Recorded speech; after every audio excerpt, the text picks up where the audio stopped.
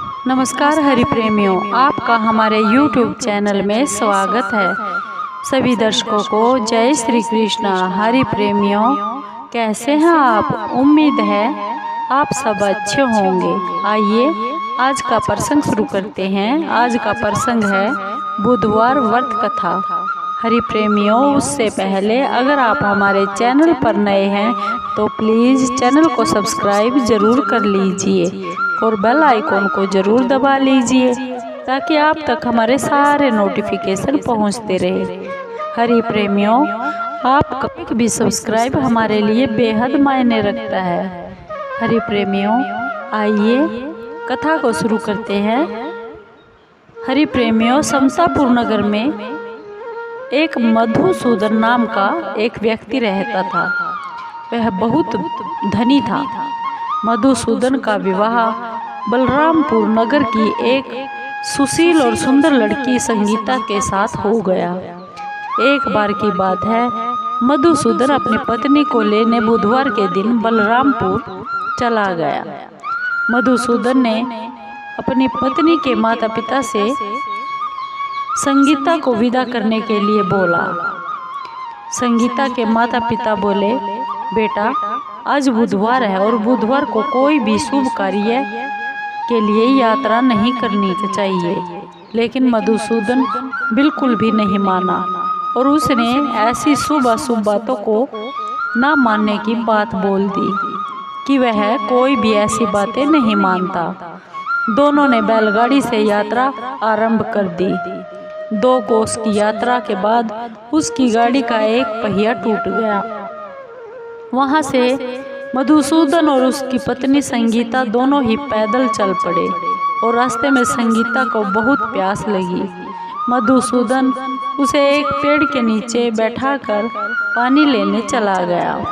थोड़ी देर बाद जब मधुसूदन ढूंढकर कहीं से जल लेकर वापस आया तो वह बहुत बुरी तरह से हैरान हो गया, क्योंकि उसकी पत्नी के पास तो उसकी ही बिल्कुल वैसी ही शक्ल सूरत का दूसरा आदमी बैठा हुआ था। संगीता भी मधुसूदन को देखकर बहुत दंग रह गई। वह दोनों में कोई भी अंतर नहीं कर पाई। दोनों एकदम एक ही जैसी शक्ल सूरत के आदमी थे। मधुसूदन ने उस व्यक्ति से पूछा, भाई तुम कौन हो और मेरी पत्नी के पास तुम क्यों बैठे हो? मधुसूदन की यह बात सुनकर वह आदमी बोला, अरे भाई, तुम्हारा दिमाग खराब हो गया है। यह मेरी पत्नी संगीता है और मैं अपनी पत्नी को ससुराल से विदा करा के लाया हूँ। लेकिन तुम कौन हो जो मुझसे ऐसा प्रश्न कर रहे हो? मधुसूदन ने कहा, तुम कोई ठग या चोर जरूर हो। यह तो मेरी पत्नी संगीता है। मैं इसे पेड़ के नीचे बैठाकर इसे प्यास लगी थी, इसके लिए पानी लेने गया था। इस पर उस आदमी ने कहा, अरे भाई तुम झूठ बोल रहे हो। संगीता को प्यास लगने पर जल तो मैं ही लेने गया था। मैं तो जल लाकर अपनी पत्नी को पिला भी दिया। अब तुम चुपचाप यहाँ से चले जाओ, नहीं तो किसी सिपाही को बुलाकर तुम्हें अभी पकड़वा दूंगा। दोनों एक दूसरे से लड़ने लगे, झगड़ने लगे। उन्हें लड़ते देख बहुत से लोग वहां पर इकट्ठे हो गए। नगर के कुछ सिपाही भी वहां पर आ गए। सिपाही उन दोनों आदमियों को पकड़कर राजा के पास ले गए और सारी कहानी राजा को सुना दी, परंतु राजा कोई भी फैसला नहीं कर पाया। संगीता भी उन दोनों में से अपने असली पति को बिल्कुल नहीं पहचान पा रही थी। राजा ने दोनों को जेल में डाल दिया और कहा, राजा के फैसले पर असली मधुसूदन बहुत डर गया।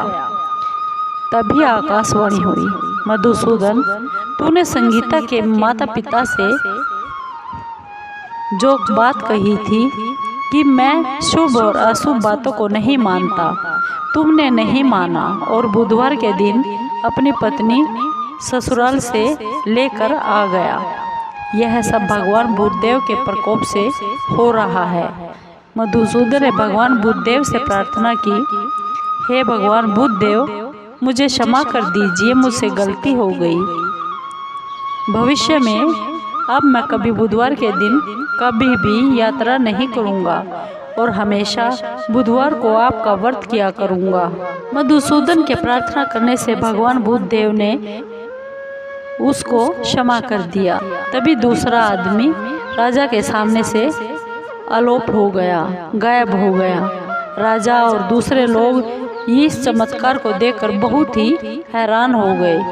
भगवान बुद्धदेव की इस कृपा से राजा मधुसूदन और उसकी पत्नी को सम्मानपूर्वक विदा कर दिया। कुछ दूर चलने पर रास्ते में उन्हें बैलगाड़ी मिल गई और बैलगाड़ी का टूटा हुआ पहिया भी जुड़ा हुआ था।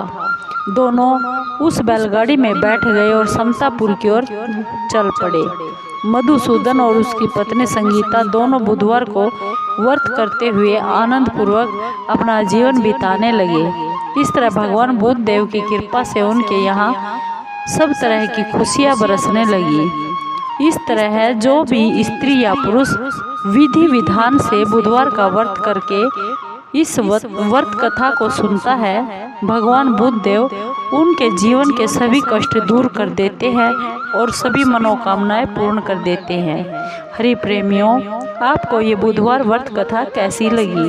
अगर आपको ये कथा अच्छी लगी हो तो प्लीज़ चैनल को सब्सक्राइब कीजिए, लाइक कीजिए, शेयर कीजिए और कमेंट ज़रूर कीजिए। आपके कमेंट का हमें बेसब्री से इंतज़ार रहता है। हरि प्रेमियों, जय श्री कृष्णा।